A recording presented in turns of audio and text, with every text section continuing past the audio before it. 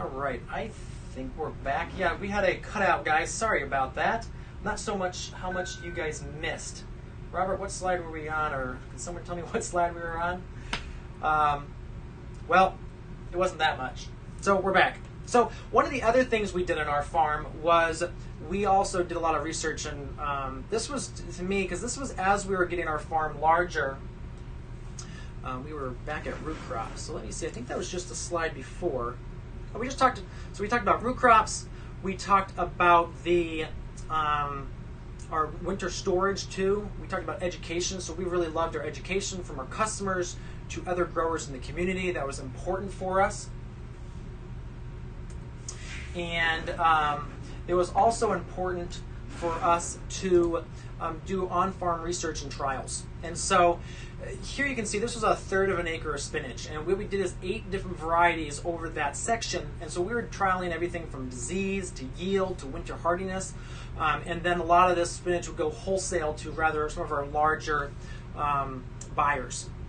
So our marketing, now it was a pretty large farm. We were producing a lot of vegetables. We would fill 2 8x12, 8x10 coolers every single week to the gills for our farmers markets, and then our tomato cooler as well. And so that was important for us to be able to have those outlets for it. And so a big part of our business was our free choice customizable CSA. So this is where they picked up at the farmers markets, and they were able to pick their share based on what they needed that week. So it wasn't a box share, it was actually picking it off the table. So that CSA was about 40%. We also had our farmers markets were about another 40 to 50%, depending on the year. And we loved farmers markets. Again, really 80 to 90% of our business happened at these places because our CSA picked up at them as well. So we really loved them. We did about 4 a week, and we really were focused on our display and having great employees and really having a system around that.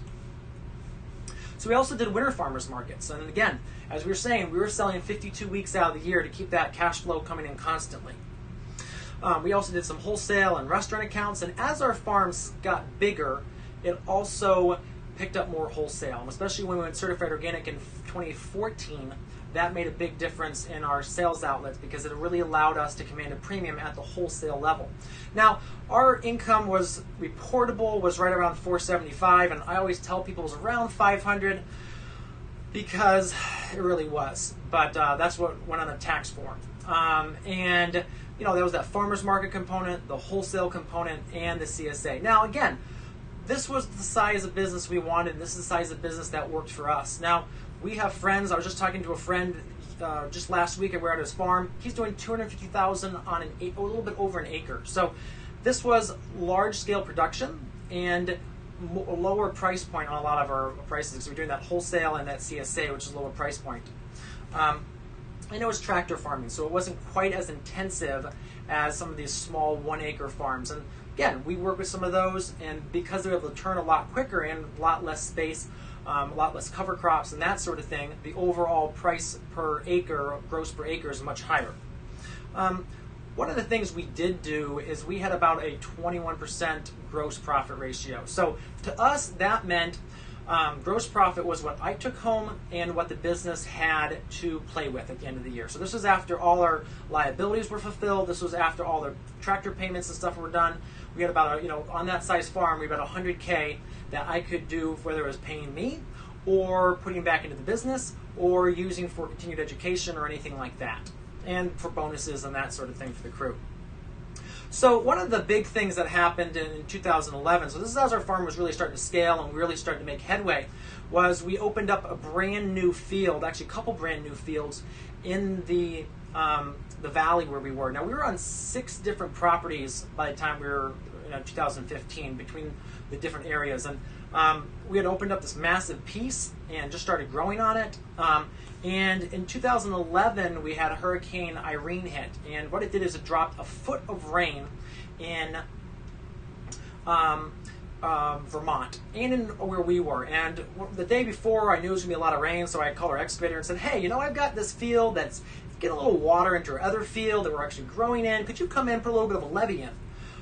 So we did. But later that afternoon, started raining, and it kept raining, and it kept raining. And I walked down to that levee he had just built, which was 4 feet high, and watched the water rise up to the top of that and just start skimming over. And at that point, I just went home, and I was like, guys, this is going to be a rough one. And this is what we woke up to the next morning. At 7 o'clock, we drove down there, and the entire river valley had flooded. And it had flooded a lot of our crops, about a full third of our crops. Now, even our McDonald's was flooded. This was how bad it was. It was kind of epic proportions. Not that I was saying I was really mad or sad about McDonald's getting flooded, but this is what our farm looked like after that, and we lost over $100,000 in crops. Now, there was a huge lesson we learned from that year, and one of the things, this was in August, this was the end of August, and I was talking to our financial manager at that time, and I was like, you know what, we're starting to get $20,000, $30,000, $40,000 in the bank. We're doing good. Should I start?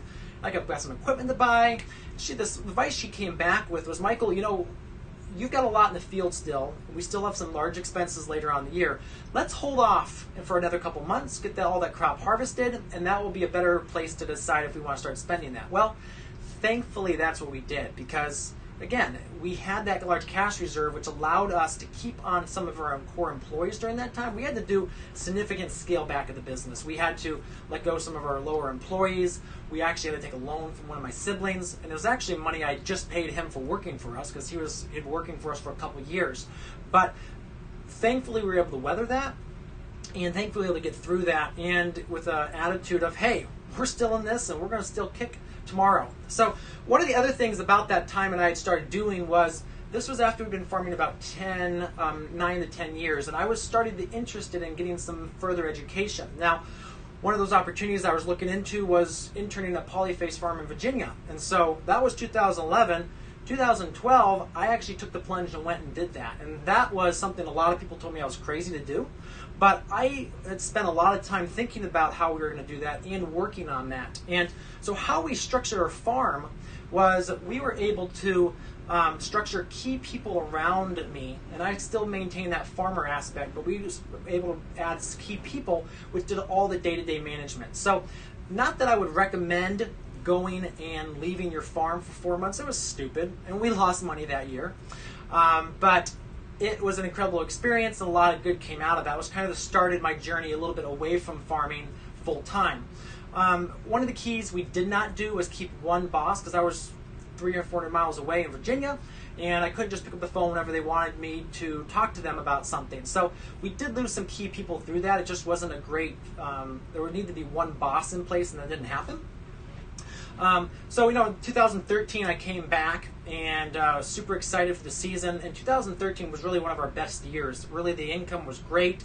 We had a great crew, and because I had set the key people in place the year before, I was really able to hone my focus, and I was really starting to focus on the R&D for our farm, putting together some customized machinery, starting to have some fun with some research opportunities on our farm, working with other growers and working with some extension, and doing stuff on a little bit different scale. So here's again that spinach trial and us harvesting it for one of our wholesale customers. And then the end of that year, I got married, and met Savannah at Polyface in the year before, and after Polyface ended, we started dating, and we dated for about 18 months until we got married. So that was a great experience. And after you get married, sometimes kids come along, and so we had Charlotte in December of that year of 2014. And that was kind of where we started to make some bigger changes. There was a lot of big conversations going on around this time, a lot of frustration, because, no matter how much you discuss beforehand, having a kid really changes things. And so Savannah really wanted to be near her family in Ohio. I understandably really wanted to stay in New York and focus on the farm because I really loved it.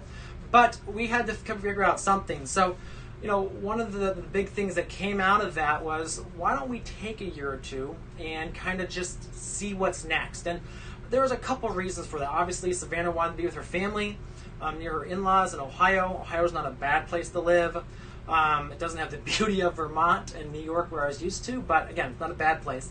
I also was getting, at this time too, as I said, my focus on the farm was changing because I was getting a little bored of the farm. and not that I'm saying I still love growing things, but it wasn't the same challenge as it had been. You know, we were really comfortable where we were profit-wise.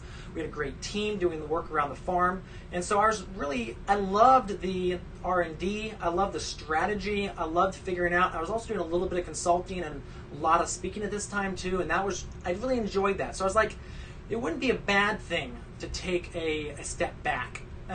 So yeah, looking for a new challenge, looking to experiment. And the goal at this point was, look, we're going to be off for a year or two. We're going to move the farm to Ohio. We'll start farming again. Being in Ohio, realized there's a lot of need for product. The Hudson Valley was incredibly saturated, and we were doing fine financially. But I was like, this is a new opportunity, a very low competition in this area, and so I was looking forward to it. But again, things keep changing. So that 2015 spring, we still planted because we realized that our profit time was till about June when everyone else came in with their field crops. And so what we did was we would go ahead and we planted that spring. We did a lot of overwintered onions, so they've been planted in the fall. That's a Gatorade bottle there. So these guys were just massive. And if you're not doing overwintered onions on your farm, you're missing out on a profit center because you can plant them in October, November, when things are coming out of the ground, and you harvest them in May or June. And then you can still get a second crop in.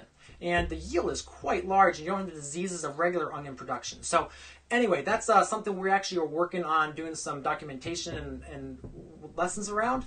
And so that's something you can get from us later at some point. We're working on it. But we still did a beautiful display at the farmer's market. And again, we were selling all our root crops from the year before because we'd really made the decision to stop farming in that winter time. So we had the kid and really started to think about that over the next couple months. And so that summer is when we started shutting that down. Now, what did we set up for a transition? Because, again, we didn't sell the business. And part of that was I had not built the business to sell. And that was one of my regrets, is that ideally I would have spent another 2 years, again, not stopping the R&D, but really spending my time making the business as efficient and as profitable and as lean as possible, and then go ahead and sell that business, and it would have, had a really good, instead of just selling the equipment off or, renting that equipment, I'd be able to sell the business as a package, a money-making machine. So that's one of the things to think about as you're doing your farm. Maybe don't use your personal name, because that was the other things. I didn't want to sell Kilpatrick Family Farm and risk someone else taking that and then dragging that name down if they weren't doing what I thought they could have done with that. So part of what we did is for a couple of our employees, we leased out the farm equipment to them, and we really gave them a lot. They had farmers markets that we dropped out of, that we ushered them into. We gave them emails from our email list to our customers saying these guys are replacing us. We allowed them to rent the fields that we just opened up a brand new 12-acre silt loam perfect field from 3 years of cover cropping to go certified organic that was ready to go. So they had a really good package going forward. And then we stole a few pieces of equipment that we said, in 2 years, we're probably not going to want this, or we can pick it up locally. So we started selling off some of that. And that was kind of how we managed that. Now, so moved to Ohio. We moved to Ohio. This is a picture. Again, it's hard to take the farm out of somebody. So one of the jobs I did in Ohio was I'd worked for a greenhouse company, and I worked for them for 6 or 8 months, and really more of a consulting for their clients / helping the company kind of build out its systems. But that really did not work out well after 6 or 8, 10 months. And so I ended up moving to a local job in Ohio that was managing a manufacturing company. And what they brought me in was really to be the floor manager and implement lean on that floor. So on our farm, we've been really focusing on lean principles and lean techniques in our farm, and I was reading all the books and got really excited about it. And so this opportunity through a family friend opened up, and so I thought it was great. Now, again, you try a bunch of things, some things don't work. This only lasted another, I think, 10 months. The company loved me. I really enjoyed the people there, but it wasn't the exact right fit for me. I'm someone that needs to be a little bit more outside and doing a bunch of, again, strategy, different things. So this is kind of some of the things we built at that manufacturing companies. We would build these kits that would go into places like Costco or Sears or appliance stores that would hold appliances for different companies. And again, that was fun. It was a little bit of a challenge, but I got offered another job from a billionaire in the Hudson Valley who decided he wanted this beautiful, huge research farm. Again, I'm all about R&D, all about this kind of stuff. So I said, I'll try that. Well, that lasted the shortest of all the jobs. And I mean, part of it was that we had $30,000 chicken coops there. So needless to say, I moved on. You know, one of the big things I like to tell people, lesson I learned from that is when it seems too good to be true, it probably is. So, again, I was out of a job. I kind of sat around, had some months to think about things.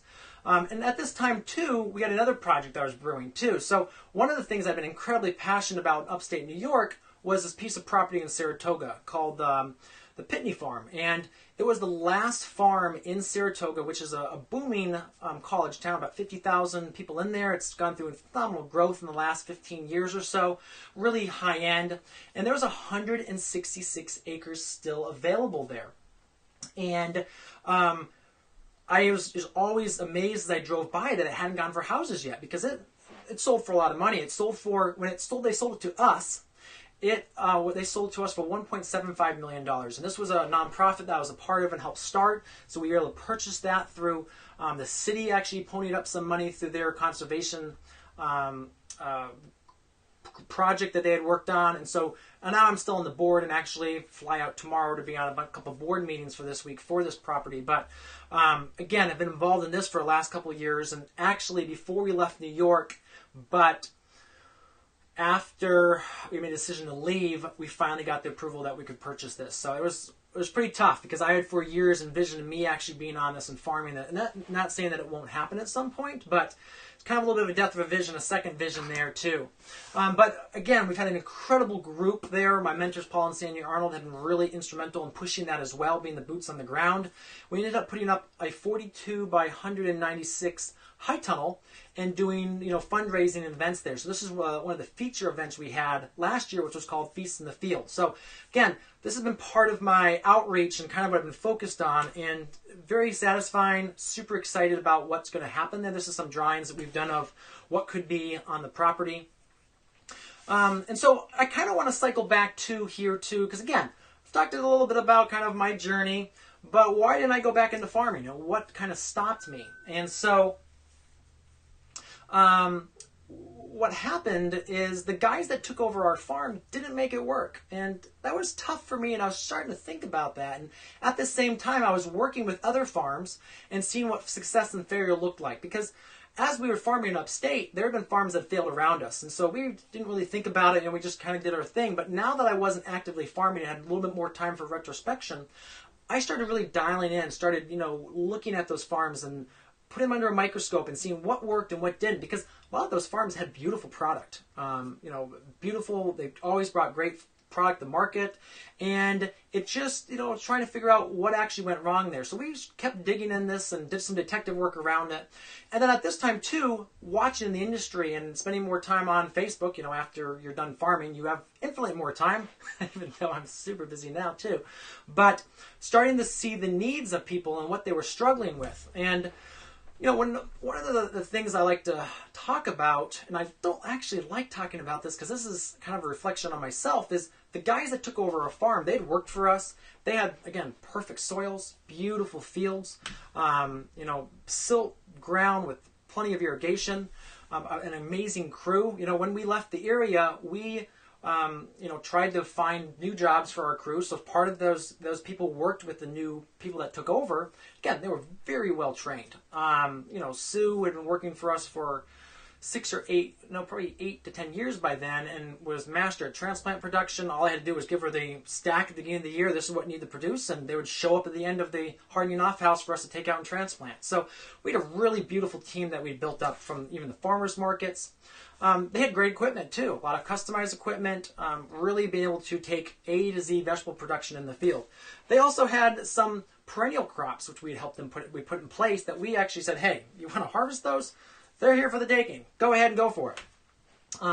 And the markets too, because we'd left that $500,000 hole in that local marketplace, which they were able to jump in the same markets. The markets let them right in.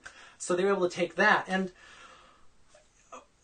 so we were trying to figure out, they had everything going for them, but why did they fail? And again, I don't want to single that farm out, because there's a lot of reasons farms fail, and I'm not saying it's just them, because I see farms fail all the time. And so what we came up with is we started sitting down, us and then some of our farmer friends who we've kind of been talking to, and we started talking about what it really takes to run a successful farm. And it's not just growing. It's not just about growing the vegetables or chickens or mushrooms or flowers, because there's so many people out there that produce a beautiful product but still go out of business. And so what we kind of dialed it into is and this is what we call it our ripen formula. And that's just because that's a great acronym. And so what we've decided is 5, and this is what we use when we work with our clients, is we have 5 pillars that we say for every successful farm should have. And one of them is routine. And what we mean by routine is developing yourself. So, knowing your skills, knowing your limits, knowing how to effectively manage a team and manage yourself to own a business. One of the quotes we talk about in our employee talk is that everyone is operating just under their level of incompetence. So, I was running a $500,000 operation. And that was only because I didn't know how to run or how to build our business to $1 million operation. So knowing your limit and where you are, and all around that, from your introversion versus extrovert to how to manage yourself. The second thing we like to talk about, which we call our second pillar, is invent. And what we mean by this is managing and inventing your business model. And so there's a lot of people that start farms out there and focus on the exact wrong things. They decide, we're going to grow elderberries. And I'm not saying elderberries are wrong, but sometimes the elderberry business they're trying to build is not the right one for that area.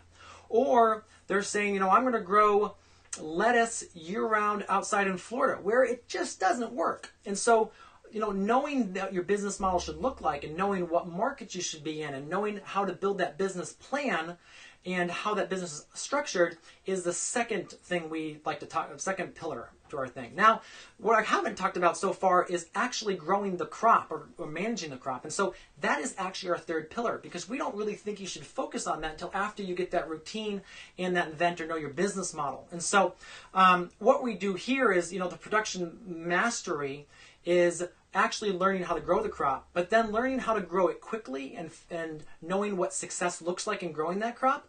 Some of the farms I go to, people say, oh, look at this great bed of carrots or cabbage.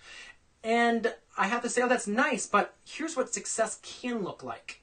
And show them, what real production looks like. Because a lot of people don't understand. They've been either growing from a home gardener or more of a different background and don't know what really production can happen. And one of the things I like to bring up with tomatoes is a single greenhouse tomato plant can produce up to 150 pounds of tomatoes for that plant.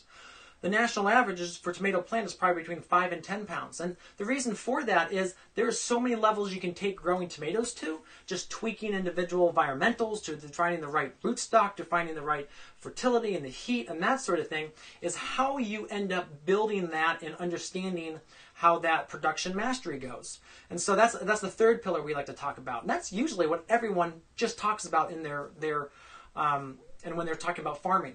So the fourth one, and this is key too, because this really allowed our farm to be the size it was. Now, again, you may not want that size, but knowing our engine, because our engine to us is the teams, the people you put in place that work for you, as well as the systems that you put in place. And so what we did here is, having SOPs, having work procedures and that sort of thing, and then training that crew in that, so that when I told them to go pick carrots, they knew exactly how to pick those carrots, what was expected of them, how many carrots per hour, how to hold the fork so you don't spear the carrots, and that sort of thing. And so that is the fourth pillar that we really built our farm on, and that made our farm successful.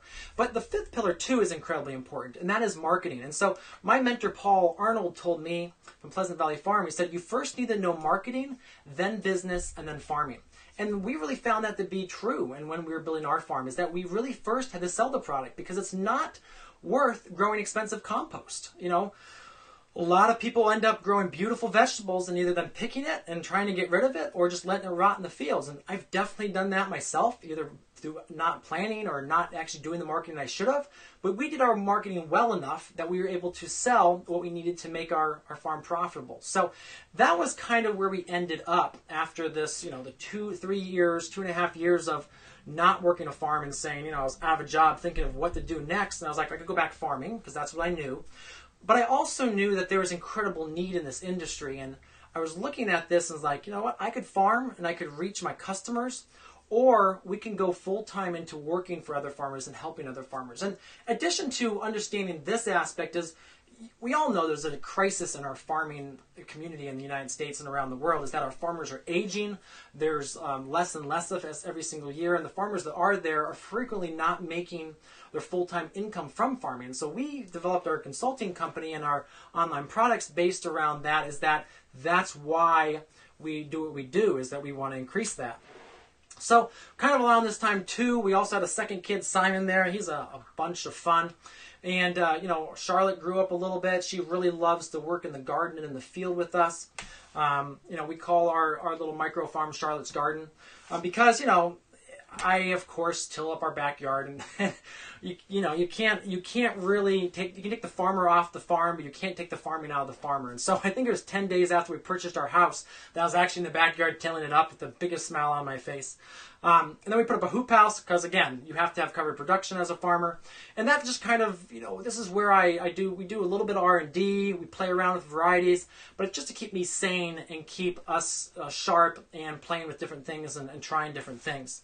So, this whole journey I've just talked to you about, it's been a little bit of a circuitous route, and a lot of the times along the way I didn't know what was next, and I was like, had no idea. But there's been a lot of things that have come out of this, and the worst thing I first would say would be the tremendous growing experience for me as a person, because a lot of my years of being on this earth was farming, and that became my identity. And I think I had to learn a part of that is that I was not just a farmer. That was what I did, but that was who I was. And who I was Michael, and I had a family and kids, and I do have a great store of knowledge, but I feel like I'm also learning so much as well, and that's kind of helped me too. Now, the other thing too is this whole journey really helped me see the problems that farmers struggle with, and that a lot of the business principles that we were implementing in the farm also come across all these other businesses that I worked in and tried to help and were a part of. And I get to see a lot of farms too. I travel all across the U.S.